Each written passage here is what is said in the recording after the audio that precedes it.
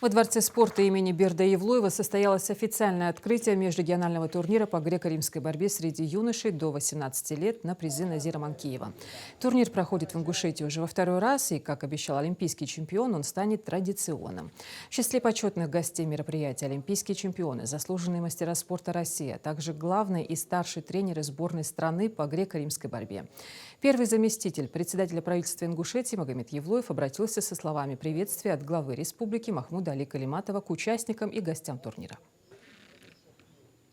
Дорогие гости, уважаемые коллеги, дорогие спортсмены, Логи Нурманович, весь тренерский штаб, хочу поприветствовать вас на этом турнире от имени главы республики Калиматова Махмуда Али Шариповича.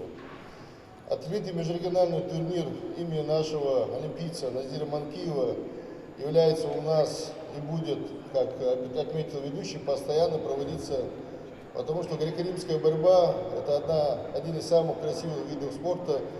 Как мы все знаем, с 1988 года, до того, как Назир взял первую олимпийскую медаль для нашей сборной на Олимпиаде в Пекине, у нас почти 20 лет не было золота. На этой же Олимпиаде подтвердил свой статус и завоевал вторую олимпийскую медаль для Ингушетии наш олимпиец Рахим Чахкиев. Уверен, что проведение этих мероприятий будет способствовать развитию нашей молодежи. Как мы все прекрасно понимаем, мы с Логием Нурмановичем это обсуждали, бич 21 века – это наркомания. Чтобы бороться с этим, нам надо, чтобы как больше нашей молодежи было вовлечено в спорт. А такой спорт, как греко-римская борьба, который является олимпийским видом спорта, я уверен, что многие наши молодые ребята будут с удовольствием входить.